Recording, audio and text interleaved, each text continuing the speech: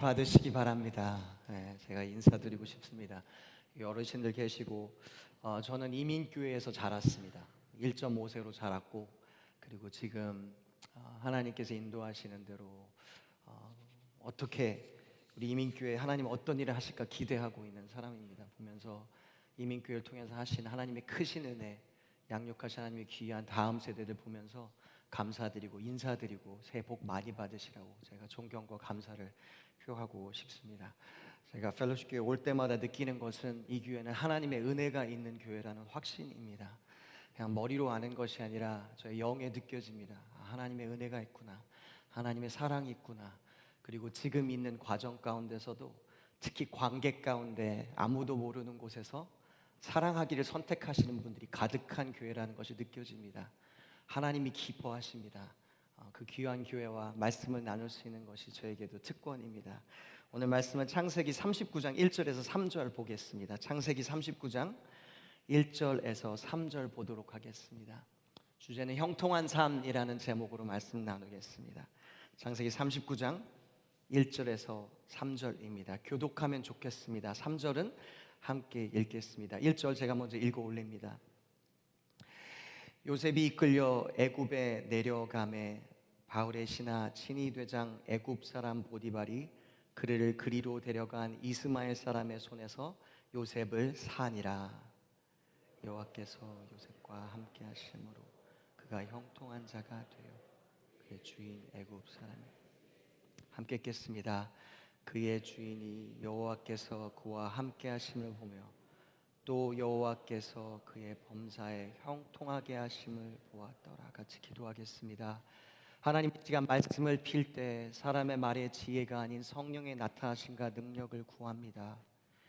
왜냐하면 사람의 말의 지혜는 잠깐 좋은지는 모르나 우리의 영혼과 우리의 심령과 우리의 모든 것을 바꾸기에는 너무나도 부족하고 그 능력이 없기 때문에 마른 뼈도 소생시키시는 그 말씀의 역사, 생명이 불어넣으신 역사가 있기를 간절히 기도합니다. 또한 이 말씀이 축복이 되기 원합니다. 이 교회가 하나님의 주시는 형통 가운데 걷고 확신 가운데 걷도록 굳건하게 하시고 위로하시는 은혜가 있기 원하며 감사하며 예수 그리스도의 이름으로 기도합니다. 여러분은 성공을 어떻게 정의하시나요? 명확한 정의가 있으신가요? 왜냐하면 성공이라는 것은 우리가 정의하지 않으면 누군가가 우리를 위해서 정의하게 됩니다. 우리가 보는 TV나 우리가 접하게 되는 매체 아니면 주위 사람들의 대화나 다른 사람들이 사는 삶을 보면서도 저것이 성공이다라고 세상은, 그리고 마귀는 정의 내리게 교회에게도 하려고 합니다. 교회도 똑같습니다. 동일합니다. 이런 교회가 성공한 교회다, 형통한 교회라고 자꾸 정의 내리게 합니다. 거기서부터 우리는 나눠지기도 쉽습니다. 아니, 왜냐하면 내가 봤을 때는 이쪽이 형통인데 우리가 말하지 않고 대화하지 않고 정의를 내리지 않으면 조금만 달라도 다른 길로 가기 시작합니다. 아니, 결혼 내에서 똑같고 자녀와도 동일합니다. 아니, 자녀와 얘기할 때 그게 가장 어렵지 않습니까? 무엇이 형통인지에서 얘기할 때 여기 신앙으로 양육하기 기뻐하시는 부모님들 특히 보면서 아이고, 다 뭐 대학도 좋고 직업도 좋고 결혼도 좋고 다 좋은데 하나님 잘 믿었으면 참 좋겠는데, 이 형통에 대한 정의 가운데 우리는 갈라지기도 하고 모이기도 하고 기뻐하기도 하고 웃기도 하고 울기도 합니다. 저는 평생 이민 교회에서 자라고 또한 이민 생활을 하면서 그런 고민을 많이 하고 이것 때 하나님 앞에 기도도 많이 했던 것 같습니다. 저희 아버지는 사업을 하셨습니다. 제 어린 기억은 한국에 있었을 때 아버지가 사업을 일찍 시작하셨고요. 그때는 페이저 삐삐라고 하죠. 사업을 하셨습니다. 그 초창기에는 많은 분이 하시지 않을 80년대쯤이었는데 하셔가지고 꽤 사업을 잘하신 것 같습니다.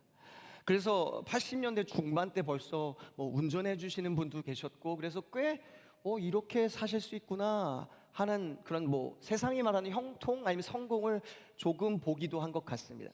그 다음에 선택하시기를 중국으로 가서 이제 중국에 마켓이 열릴 텐데 그러면 가서 해야 되겠다라고 아주 비전어리셨습니다. 그래서 가셨습니다. 근데 중국의 문이라는 것이 그렇게 쉽게 열리지는 않습니다. 그래서 고생 참 많이 하셨습니다. 저희 가족도 고생했습니다. 그래서 제가 어렸을 때 이게 맞지 않은 말이지만 저는 계속 그렇게 말했습니다. 나는 절대 사업 같은 거는 절대 하지 않을 거야. 안전한 직장인 될 거야 라고 얘기를 했습니다. 다른 이유가 아니었습니다. 사업을 할 때 불안한 마음이 있잖아요. 물론 뭐 회사원이 된다고 해도 불안하지 않은 건 아니지만, 여기서 사업하시는 분들 잘 아시지 않습니까? 그러니까 그 어머니의 마음, 그리고 울며 기도하시는 그 울음소리를 듣거나 저희 마음에 다음 달에 학비를 낼 수 있을까라는 고민, 나와 다른 친구들이 비교될 때의 그런 고민 보면서 어떤 때는 달고 어떤 때는 이렇게 아주 쓰구나. 그리고 진학교를 공부를 하면서도 가스비가 없고 은행 어카운트를 항상 마이너스인데 하나님 어떡하죠? 라고 고민하면서 여러 다방면을 보면서 하나님 형통이 무엇입니까? 라고 고민했습니다. 또한 사역을 하면서 교회를 섬기면서 하나님 교회 안의 형통은 도대체 무엇입니까? 라고 물어보기도 했습니다. 여기 안에 우린 다 다른 정의가 있을 것입니다. 그냥 좋은 부모가 되는 것만 해도, 아니 세상을 더 좋게 만드는 것만 해도 형통이라고 느낄 수도 있을 것입니다. 다 좋은 정의일 수 있습니다. 그러나 성경의 정의는 무엇일까요? 우리를 향한 하나님의 정의는 무엇일까요? 그리고 과연 이 교회를 보면서 하나님은 형통한 교회다라고 부르실까요?에 대해서 저는 말씀으로 같이 고민해 보고 싶습니다. 물론 그 정의는 제가 내릴 수 없습니다. 성령님께서 하실 것입니다. 그러나 우리는 말씀을 연구할 수 있습니다. 저는 오늘 말씀 보면서 이렇게 먼저 첫 번째 포인트 나누고 싶습니다. 성경적인 성공, 형통은 하나님의 함께 하심입니다. 그 이상 그 이하도 아닙니다. 형통한 사람은 그냥 하나님께서 함께 하시는 사람입니다. 오늘 말씀을 보겠습니다. 2절 보면 이렇게 말씀하십니다. 창세기 39장입니다. 요셉에 대해서 이렇게 말씀하십니다. 여호와께서 요셉과 함께 하심으로 그가 형통한 자가 되어. 자, 여기서 히브리어 형통한 자라는 것은 짜라흐라는 단어입니다. 제가 왜 이 단어를 설명하는지를, 발음하는지를 조금 이따가 설명드리도록 하겠습니다. 함께 하시다 그가 형통한 자가 되어. 그리고 3절에 또 똑같은 내용을 반복하는 것처럼 반복합니다. 그의 주인이, 그러니까 요셉이 느끼기에 자기가 형통한 것이 아니라 하나님을 믿지 않는 사람들이 봐도, 외부인들이 봐도 여호와께서 그와 함께 하심으로 보며 또 여호와께서 그의 범사에 형통하게 하심을 보았노라. 함께 하시다, 형통하다가 함께 가고 있습니다. 자, 여기에 쓰이는 짜라흐라는 단어는요, 우리가 구약을 연구해 보면 64번밖에 쓰이지 않습니다. 그렇게 흔하게 쓰이는 단어는 아닙니다. 그런데 그 단어가 창세기 39장에 8번이나 쓰이고 있습니다. 누구에게요? 요셉에게 쓰이고 있습니다. 그러니까 말씀은 요셉은 형통한 자라 말하고 있는데 그 단어가 짜라흐라는 단어입니다. 그 말씀을 64번을 연구하면요, 구약을 보면 이런 우리가 결론에 도달하게 됩니다. 이 단어는 형통하다, 성공하다라는 단어도 있지만요, 그 단어의 다른 의미와 다른 용도는 무엇이냐면 성령님이 임하시다입니다. 예를 들어서 사사기 14장 아니면 15장에 보면 삼손에 대해서 여호와의 영이 삼손에게 갑자기 임하시매라는 그 단어 자체가 짜라흐라는 단어입니다. 임하시다. 아니면은 사무엘상 16장에 보면 다윗이 여호와의 신에게 크게 감동되니라. 이것도 짜라흐입니다. 자, 봅시다. 그러니까 하나님이 함께 하시니까 형통했다. 그런데 이 형통하는 단어 자체, 의미 자체가 하나님이 함께 하신다면 성경은 이것을 아주 명확하게 말씀하는 것입니다. 환경이 어떨지라도 하나님이 함께 하시는 자는, 하나님이 함께 하시는 교회는 형통한 자요, 형통한 교회라는 것입니다. 하나님이 함께 하심이 형통함입니다. 그 이상도 그 이하도 아닙니다. 저희 아버지가 중국에서 사업을 하실 때였습니다. 저는 중학교 때는, 저의 꿈은 아주 훌륭한 IT를 하는, 컴퓨터를 잘하는 사람이 되는 게 저의 꿈이었습니다. 그래서 열심히 공부해서, 그때는 뭐 특히 잘하는 건 없었고 뭐 컴퓨터 윈도우 깔고 지우고 이런 것들 배우면서 저는 상당히 자부심을 느꼈습니다. 내가 중학생인데 벌써 컴퓨터를 고칠 줄 알아? 저희 아버지가 이제 중국에 사업을 하시다가 제가 컴퓨터를 조금 집에서 고치고 손을 대기 시작하니까 그냥 귀엽게 보셨는지 중국으로 와라, 그래서 여기 와서 몇 개 좀 고쳐라 라고 하셨습니다. 그래서 기차를 타고 넘어갔습니다. 저희 아버지는 그렇게 커뮤트를 하셨어요. 그래서 커뮤트 하시는 분들, 뭐 DC나 뭐 다른 지역으로 가시는 분들, 저희 아버지는 홍콩에서 중국으로 커뮤트 하셨습니다. 그러니까 다른 나라로 커뮤트 하신 거예요. 그러니까 여러분도 불편하실 수 있지만 더 심한 커뮤트 맞습니다. 그래서 위로 받으시기 바랍니다. 기차를 타고 중국으로 들어갔습니다.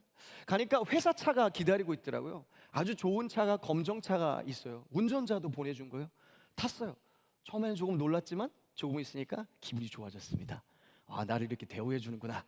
내가 컴퓨터를 잘 고치는 사람이 벌써 이런 사람이 됐네. 아, 성공했어 라고 느꼈는지 모릅니다.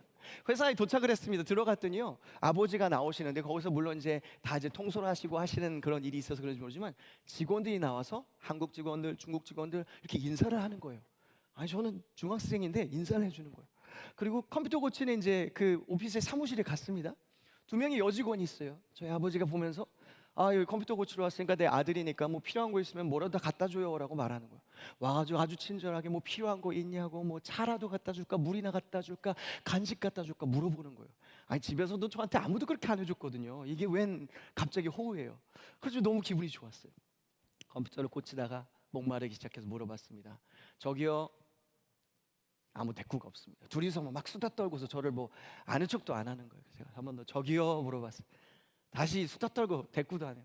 저기요, 아무 대꾸도 없어요. 어떻게 된 거지? 그러다 계속 컴퓨터 고치고 화장실 갔습니다. 갔다 오는데 직원을 만났는데 아무도 인사하지 않습니다. 이게 어떻게 된 거지? 이 사람들 마음이 왜 갑자기 변했지? 다시 와서 컴퓨터 고쳤습니다. 그리고 한 2시간이 지났나요? 저희 아버지가 들어왔습니다. 그 두 여직원이 갑자기 벌떡 일어나면서 뭐 또 필요한 거 없냐고 이렇게 얘기를 했어요. 아버지와 같이 걸어 나갔으니까 또 직원들이 인사를 하기 시작하는 거였습니다. 제가 20대 초반에 이거에 대해 고민하고 말씀 볼 때 하나님 이 스토리를 저에게 기억나게 하셨습니다. 왜냐하면 사람들이 저에게 잘해줬던 것은 저에 대한 것이 아니었습니다. 제가 누구와 있는 거야, 그것이 가장 중요한 질문이었던 것입니다. 사랑하는 여러분, 세상도 우리를 볼 때, 교회를 볼 때 비슷하다고 생각합니다.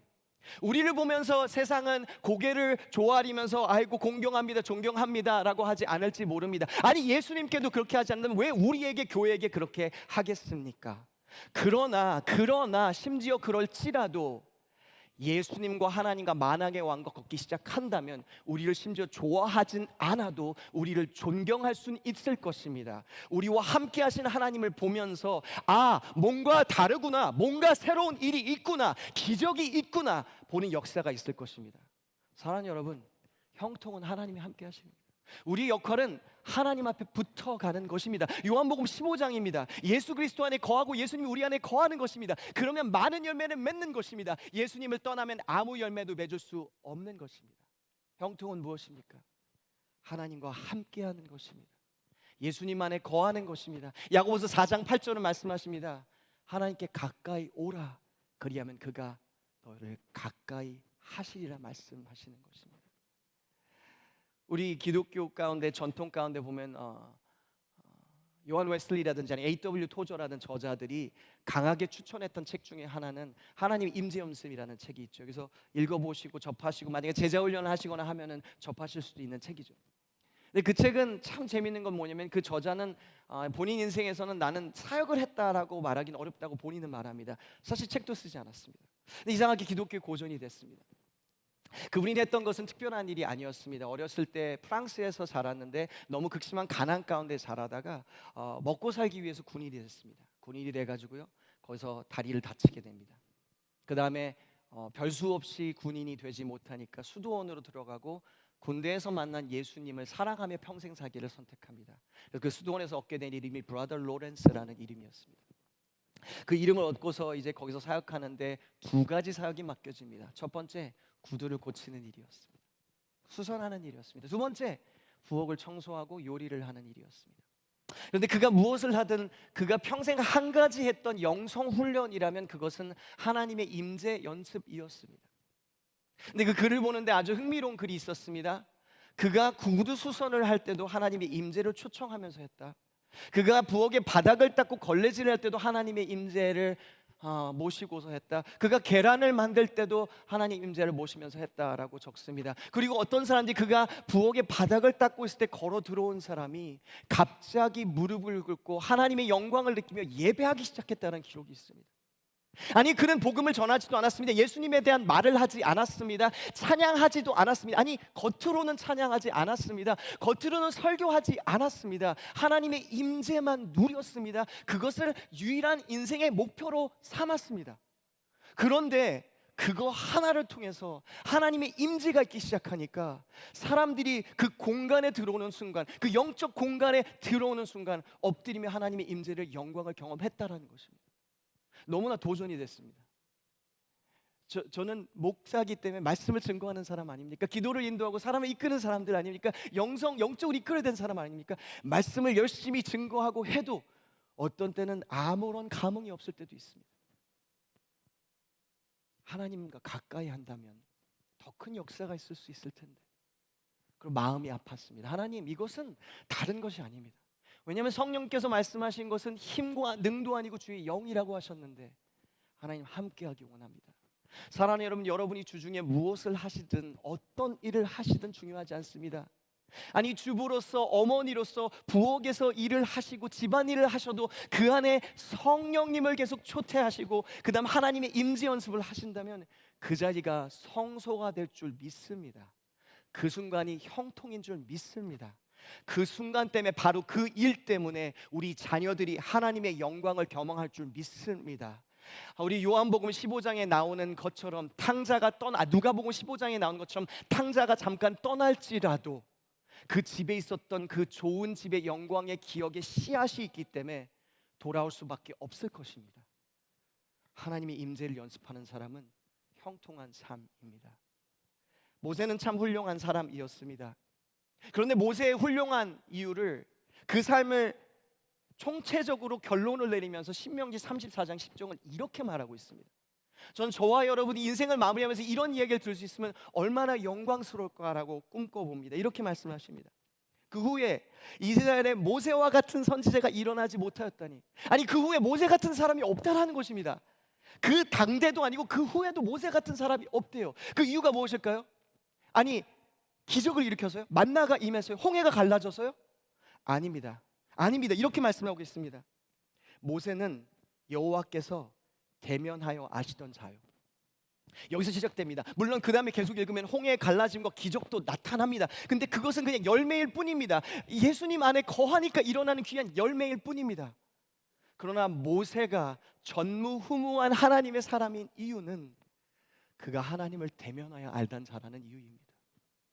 여러분, 하나님과 함께함이 형통입니다. 그래서 이 교회는 형통하다고 축복하고 선포합니다. 기도하기를 선택하시고 하나님과 함께 거하기를 선택하시고 어떤 환경과 상황을 뛰어넘으면서 하나님을 찾아가시는 여러분은 형통한 분들이십니다. 그리고 그 일을 계속 지속하시기를 축복합니다. 축원합니다. 그러면 형통입니다. 그 외의 것은 다 따라올 것입니다. 하나님을 붙잡으시기를 축복합니다. 두 번째로는 하나님과 함께하는 것이 형통이라면, 두 번째로는 요셉의 삶, 오늘 본문을 보며 느끼는 것은 형통 안에 하나님과 함께할 때 고통과 아픔도 있다라는 것입니다. 우리는 마귀가 이 세상에 던지는, 특히 아메리칸 드림에 던지는 거짓말에 속기가 너무 쉽습니다. 우리가 영성의 훈련 가운데 타고난 영성이나 아니면 하나님과 형통하게 하는 사람이 이렇게 생각합니다. 인생에 어려움이 없으면 형통하다고 느낍니다. 그렇지 않습니다. 성경의 한 명의 인물이라도, 예수님을 제대로 따르고 하나님을 믿었던 한 명의 인물이라도 하나님께 순종하며 나가고 하나님을 따르며 나갔을 때 고난과 고통이 없었던 인물을 보여주십시오. 한 명도 없습니다. 순종함으로 더 어려운 사람들도 많이 있습니다. 오늘 본문을 보면 이렇게 늘 수가 있어요. 여러분, 우리가 2장 2절과 3절을 읽었죠, 그렇죠? 형통하다는 걸 읽었어요. 그다음 우리 39장 마지막 부분에 21절과 23절로 잠깐 가면 좋겠습니다. 그래서 21절 보면 이렇게 말씀하십니다. 여호와께서 요셉과 함께 하시고, 2절 3절하고 비슷하죠. 그에게 인자를 더하사, 23절입니다. 간수장은 그의 손에 맡긴 것을 무엇이든지 살펴보지 아니하였으니 이는 여호와께서 요셉과 함께 하심으로, 또 나오죠. 두 번 반복되는 거예요. 여호와께서 그를 범사에 형통하게 하셨더라. 사랑하는 여러분, 이 2절 3절과 21절 23절 사이에 무슨 일이 있었습니까? 무슨 일이 있었습니까? 아니, 그 전에 형통하다 하시고 그 후에 형통하다 하시잖아요. 그 중간에 무슨 일이 있었습니까? 아니, 1절 2절 사이 그 전에 무슨 일이 있었습니까? 2절 3절 하나님 형통하다고 말씀하시기 전에 어떤 일이 있었어요? 본인의 혈육이 팔아 넘겼습니다. 그래서 종이 됐습니다. 사랑받던 아들에서, 페이보릿 아들에서 종이 됐습니다. 그런데 하나님 형통하다 하셨습니다. 아니 그 종된 것도 어려운데 거기서 좀 일이 풀리기 시작하니까 자기가 잘못한 것도 아니고 자기는 고결한 인생을 살았는데도 불구하고 억울하게 누명을 씌워서 감옥에 들어갑니다. 감옥에 들어갔는데 그 다음에 하나님께서 형통하다고 부르십니다. 자, 종이 되었을 때 형통하다, 감옥 가운데 형통하다, 고난 가운데 형통하다, 고통 가운데, 불편함 가운데 형통하다 말씀하십니다. 그런데 여러분, 흥미로운 사실은 또 하나 이게 더 있습니다. 우리가 요셉을 계속해서 연구하면 알 수 있는 것이 있습니다. 이 형통하는 단어가 요셉의 나중에 차후의 삶에서는 한 번도 쓰이지 않는다라는 사실입니다. 감옥에 들어갔을 때, 종일 때는 형통하다, 형통하다, 형통하다 8번 쓰시더니 나중에 총리가 돼서는 한 번도 이 단어가 다시 등장하지 않습니다. 하나님 시야에는 이 사람이 갖고 있는 신분과 능력과 부와 이것이 아무나 그것이 형통의 정의가 아니었던 것입니다. C.S. 루이스가 얘기했던 고통은 하나님의 음성을 들을 수 있는 메가폰입니다. 그렇기 때문에 아마 요셉은 바로 이곳에서 꿈을 해석하고 천국의 음성을 들을 수 있는 능력과 그 귀를 여기서 길렀는지 모릅니다. 아마 그것이 사실일 것입니다. 왜냐하면 이집트로 팔려가기 전에는 그런 것을 볼 수가 없습니다. 꿈은 꿨지만 해석의 능력은 없었습니다. 하지만 종으로서 감옥에서 시간을 보낸 후에 그가 천국의 음성을 들을 수 있는 능력을 갖게 됩니다. 사랑하는 여러분, 지금 우리 삶 가운데 아픔이 있습니다. 우리 삶 가운데 고통이 있습니다. 제가 여기서 말씀을 전하면서도 제가 영의 눈을 떠서 본다면 여기 있는 상처들과 고통이 보입니다. 근데 여러분, 거기서 속삭이는 사탄의 거짓말에 속지 마십시오. 사탄은 말합니다. 불편하지, 아프지, 힘들지, 속상하지. 근데 그게 뭐가 형통이야? 뭔가 잘못 살고 있는 거야. 아닙니다. 하나님은 그렇게 말씀하시지 않습니다. 하나님은 절대 그렇게 말씀하시지 않습니다. 오히려 히브리서 12장은 이렇게 말씀하십니다. 주께서 그 사랑하는 자를 징계하시고 그가 받아들이시는 아들을 채찍질하심이라 하였으니 너희가 참음은 징계를 받기 위함이라 하나님이 아들과 같이 너희를 대우하시나니 어찌 아버지가 징계하지 않는 아들이 있으리요. 징계는 다 받는 것이거늘 너희에게 없으면 사생자요 친아들이 아니니라고 말씀하십니다. 요셉이 나중에 차후에 본인의 인생이 좀 정리가 좀 되고요.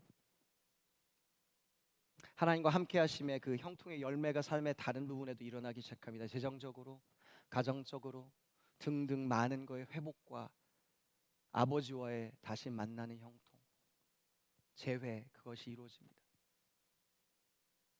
그리고 본인의 아들들의 이름을 지으면서 흥미로운 행동을 합니다.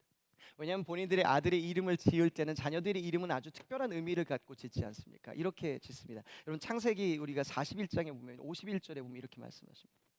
요셉이 그의 장남의 이름을 므낫세라 하였으니, 우리 므낫세 잘 알죠? 하나님이 그 의미가 이거예요. 의미가 내게 내 모든 고난과 아버지 온 집의 집 일을 잊어버리게 하셨다. 52절입니다. 차남의 이름을 에브라임이라 하였으니 하나님이 나를 내가 수고한 땅에서 번성하게 하셨다. 고난, 수고. 여러분 봅시다. 39장에는 분명히 하나님은 요셉이 형통하다 말했어요. 그 형통한 순간에 천국의 하나님께서 진리의 음성으로 형통하다 말할 때 요셉이 느꼈던 건 뭡니까? 여기 요셉이 말하는 게 뭐예요? 내 삶을 살고 나서 돌아보니까 수고스러웠어. 하나님이 형통하다고 말할 때 돌아보니까 나 그때 아프고 고난 가운데 있었어라고 말하는 것입니다. 여러분, 지금 있는 고난과 지금 있는 아픔 가운데 힘내시기 바랍니다. 인내하십시오. 엄청난 승리를 이룰 필요 없습니다. 인내하십시오. 인내하는 것이 고난 가운데 해야 할 몫입니다. 그러면 그것이 형통입니다.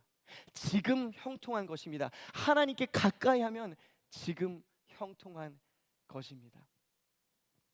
넬슨 만델라는 저희가 살아온 이 세기 가운데 가장 훌륭한 지도자라고 많은 사람들이, 역사가들도 말합니다. 그가 본인의 억울한 27년의 감옥의 누명 가운데 살아갔던 삶을 보면서 본인에 대해서 이렇게 말합니다. 제가 감옥이 들어가기 전에는 그냥 혈육의 왕성한 싸움꾼이었습니다. 그러나 감옥에 들어가니 할 일이 없었습니다. 그래서 생각해야 했습니다. 오랫동안 앉아 있어야 했습니다. 그리고 27년을 통과한 후에 저는 이제 많은 사람을 품을 수 있는 지도자가 되었습니다 라고 말했습니다. 그의 간증이 이것입니다. 그가 살아가면서 일이 바쁘니까 아침 7시부터 12시까지 그 전에 바빴다고 말합니다. 감옥에 들어가니까 할 일이 없는 거예요. 고난 가운데 할 일이 없는 거예요. 생각하고 생각했습니다. 그러니까 다른 사람이 되어서 나온 것입니다. 저는 넬슨 만델라가 신앙이 있는지 모릅니다. 중요하지 않습니다. 그 원리는 동일하기 때문입니다. 그리고 우리는 그 원리 이상으로 우리는 예수님의 본이 있기 때문입니다. 그분은 십자가를 지셨습니다. 고난을 받으셨습니다. 죽음을 직면하셨습니다. 그리고 3일 만에 부활하셨습니다. 부활은 형통입니다. 그런데 하나님의 뜻을 온전히 쫓아가는 예수님, 십자가를 지시고 달리시는 예수님, 바로 그 순간도 형통입니다. 왜냐하면 죽음이 없으면 부활도 없기 때문입니다. 지금 있는 여러분이 느끼시는 고난이 있다면 그 가운데 하나님과 함께 하십시오. 그리고 확신하십시오. 내 감정이 어떻든 내 느낌이 어떤 다른 사람이 나에게 뭐라고 말하든 상관없이 내가 하나님과 함께하면 하나님이 나에게 형통하다 부르신다. 그 확신으로 걸으시고 그 확신 가운데 담대하시고 셈 얻으시는 여러분 모두 되시기를 축복합니다. 축원합니다. 우리 같이 기도하겠습니다. 예수님, 오늘 이 시간 함께 하시니 참 감사합니다. 이 교회에 함께 하시니 감사합니다. 함께 하시는 하나님, 그 은혜가 크시기 때문에 감사합니다. 이 시간 저희가 찬양하고 기도하는 바로 이 시간, 이 자리에 함께 계신 하나님을 느끼게 하시고 알게 하시기 원합니다. 특히 이 방에 예배를 드리면서 이번 주가 특별히 어렵고 특별히 마음이 상하고 어렵고 포기하고 싶게 느껴지는 분들에게 하나님 찾아와 주시기를 기도합니다. 하나님이 함께 하심, 그 고난 가운데 함께 하심을 느끼게 하시고 그 어느 때보다 가까움을 하나님 느끼게 하시기를 기도합니다. 은혜를 주시길 기도합니다. 여러분 조용히 마음으로 말씀에 반응하기 원하시면 조용히 마음으로 이 시간 기도하면 좋겠습니다. 하나님, 함께 하신 하나님을 제가 느끼게 해 주시옵소서. 함께 하신 하나님을 우리 교회가 느끼게 해 주시옵소서. 마음으로 진심으로 기도합시다. 하나님 함께 하심을 느끼게 해 주십시오. 느끼게 해 주십시오. 하나님, 지금 이 몇 분이 저희가 기도하고 찬양하는 이 몇 분 동안 하나님께서 마음껏 어루만져 주시고 마음껏 알게 해주시는 은혜가 이 자리에 있기를 기도합니다. 하나님 그렇게 역사해 주시고 주의 뜻이 이루어지기 원합니다. 감사합니다. 예수님의 이름으로 기도합니다. 그 자리에 함께 일어서시겠습니까? 우리 같이 이 찬양 고백했습니다. 주 품에 품으소서. 거친 파도 날 향해 와도 주와 함께 날아오르리. 폭풍 가운데 나의 영혼 잠잠하게 주를 보리라. 이 고백을 하나님께 우리 마음으로 고백하며 믿음으로 고백하며 나아갔으면 좋겠습니다. 이렇게 찬양하시겠습니다. 주 품에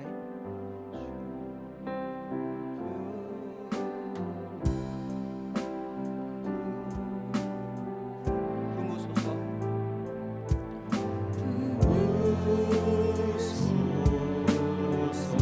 능력의 팔로 덮으소서.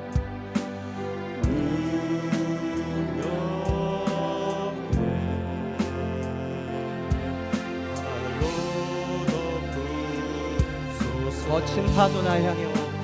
거친 파도 날 향해 와도 주와 함께 날아오르리. 주와 함께 날아오르리. 폭풍 가운데 나의 영혼 폭풍 가운데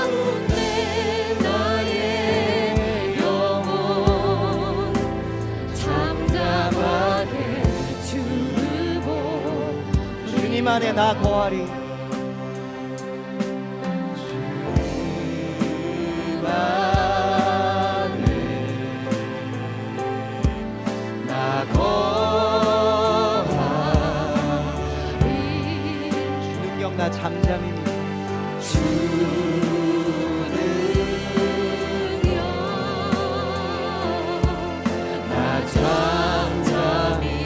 거친 파도 나 향해 와도 거친 파도 나 향해 와도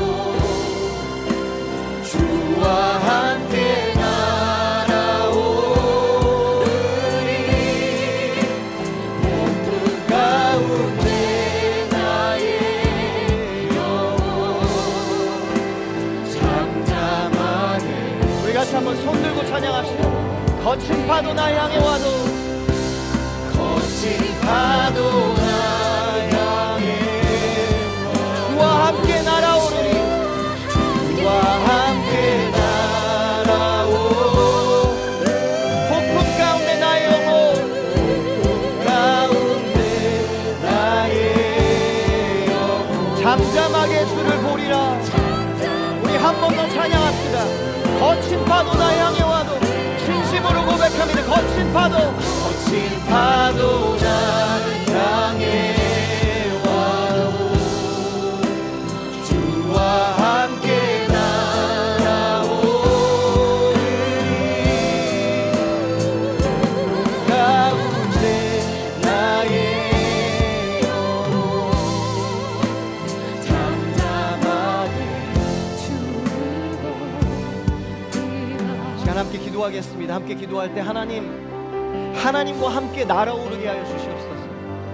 하나님 그 요셉에게 임하였던 하나님의 임재하심과 함께하심과 그 형통하다 부르시는 형통의 역사와 그 역사와 놀라운 은혜가 나와 나의 가정과 우리 교회에 임하게 하여 주시고 바로 지금 이 계절이 그런 형통한 계절 되도록 하나님과 함께 있는 계절 되도록 거하는 계절 되도록 그렇게 역사해 주시고 붙잡아 달라고 함께 기도하며 나아갔으면 좋겠습니다. 우리 함께 소리를 내서 기도하겠습니다. 함께 통성으로 기도하겠습니다. 입술을 열어 기도하겠습니다. 함께 기도하며 나아갑니다. 하나님 우리 가운데 역사하시고 인도하시기를 기도합니다. 하나님의 교회 가운데 하나님 그 복 주시고 은혜 주시기를 기도하며 나아갑니다. 하나님 그 어느 때보다 하나님의 함께하심과 하나님의 함께하심을 느낌으로 형통한 은혜가 한 명 한 명 마음 가운데 이 시간 따스하게 어루만 주시는 은혜와 강하고 담대하게 붙잡으시는 능력의 오른팔로 붙잡아 주시기를 기도하며 나아갑니다. 하나님께서 하실 수 있는 기도, 하나님만 하실 수 있는 기도, 여기는 하나님의 사람들이 임하기를 기도합니다. 하나님 지금 확신과 믿음으로 말미암아서 내가 느껴지는 환경과 상황을 뛰어넘어서 하나님 그 고난 가운데도 함께 하시고 고난 가운데 오히려 형통하게 만드신 역사가 나의 내면의 사람으로부터 그것이 흘러나오게 하시며 생수의 강이 흘러넘쳐나게 하신 역사가 여기는 하나님의 사람들 한 명 한 명 말씀을 받아들이고 그렇게 살기를 선택하며 걷기 선택하는 모든 사람들이 임하게 해주시기를 축복하며 기도하며 나아갑니다. 하나님 큰 위로와 그 담대함과 그 담대한 정리 한신령과 한신령에게 갈렙에게 임했고 여호수아에게 임했고 모세에게 임했던 담대함이 요셉에게 임했던 지혜가 다윗에게 임했던 총명함이 하나님의 사람들이 임하게 하시기 원합니다. 에스더에게 임했던 죽음의 추위를 맞을 수 있었던 그 부활의 신앙 아브라함이 믿었던 하나님께서 살리실 것이라 믿었던 그 믿음의 조상의 믿음이 여기는 하나님의 사람들에게 각 가정 가운데 자녀들에게 임하게 하시길 기도합니다. 하나님 가는 곳마다 일터마다 하나님께서 부르시는 그곳마다 가정마다 나에게 부르시는 곳에서 하나님의 임재 연습을 하게 선택하는 모든 사람들에게 하나님의 기적의 역사가 하나님께서 뚫린 곳이 막힌 곳이 열리는 역사가 환이 열리는 역사가 해문이 열리는 역사가 하늘문이 열리는 역사가 있게 해주시기를 기도하며 나아갑니다. 이렇게 이끌어 주시기를 기도하며 나아갑니다. 하나님 이 시간 축복합니다. 여기서 특히 하나님 골방에서 기도하며 하나님을 기다리는 사람들에게 그 위에 하나님께서 하늘의 문을 여사 천사들 왕래하는 것을 볼 수 있도록 야곱에게 임하셨던 하나님 이스라엘로 이름을 바꾸셨던 역사가 그 골방에서 기도하는 하나님의 사람들에게 임하게 하시기를 축복합니다. 그러므로 이곳이 성지였구나 이곳이 하나님의 집이구나 베델이라 부를 수 있는 믿음이 임하게 하시기를 축복합니다. 하나님, 이 교회가 기도하러 모이고 금요일이라도 기도하러 모일 때 바로 이곳에 하나님께서 하늘의 문을 여셔서 그곳에 천사를 왕래하는 역사가, 그것이 느껴지는 역사가 있게 하시고, 하나님 직장으로 돌아가고 가정으로 돌아가고 자녀를 만나는 부모의 마음 가운데 은혜를 주셔서 내가 하나님의 임재 연습을 할 때 하나님의 기적의 역사와 임재의 역사가, 능력의 역사가 임하기를 축복합니다. 하나님, 그렇게 되기를 축복합니다. 위로가 있고 마음을 강하고 담대하게 만드실 역사가 있기를 기도합니다. 이제는 우리 주 예수 그리스도의 은혜와 아버지의 아들을 보내시고 성령을 보내시는 그 놀라우신 사랑, 성령님의 감화감동 역사하심, 요한복음 14장 16절에 약속하신 것처럼 예수님의 약속대로 영원히 함께 하시고 떠나지 않으리라, 고아처럼 너희를 버려두지 않으리라 하시는 그 말씀의 성령님의 임재가, 약속이 여기는 하나님의 사람들 모두에게, 말씀을 받고 행하기를 선택하는 모든 사람들에게 지금부터 영원토록 함께 있을지어다.